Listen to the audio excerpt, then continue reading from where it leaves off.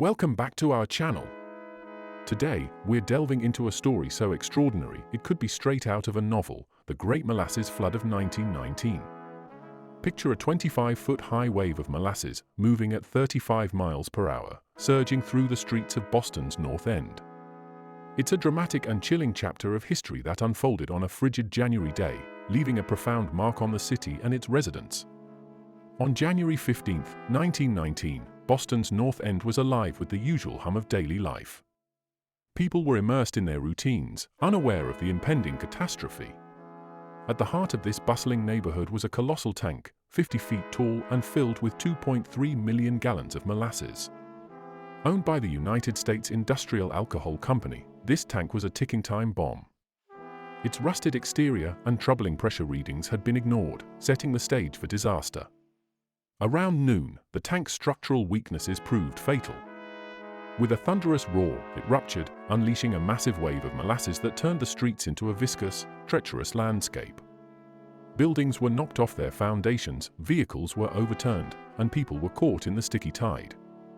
Among the victims was a young mother who was seen desperately trying to reach her child.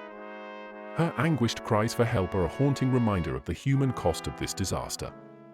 Another poignant story is of a local shopkeeper who, in a bid to save his store, was overwhelmed by the molasses and never found. The aftermath was a scene of staggering devastation. 21 lives were lost, and about 150 others were injured.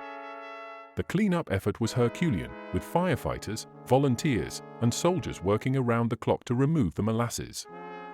One unique challenge was the molasses' tendency to solidify in the cold, complicating the cleanup. Remarkably, the cleanup team used saltwater and even hired horses to help with the removal. The effort was so extensive that it led to the development of new technologies for handling hazardous materials, including advanced spill response techniques that are still used today.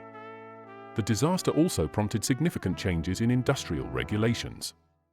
The tragedy highlighted severe flaws in safety practices and led to stricter protocols.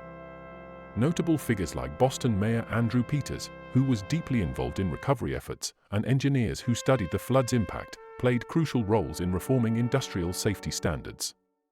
Today, the North End has rebuilt, but the memory of the Great Molasses Flood endures.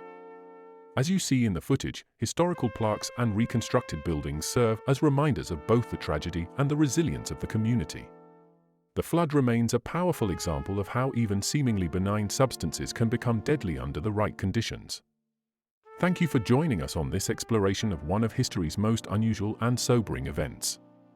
If you found this deep dive intriguing, don't forget to like, subscribe, and hit that notification bell so you never miss our latest historical adventures.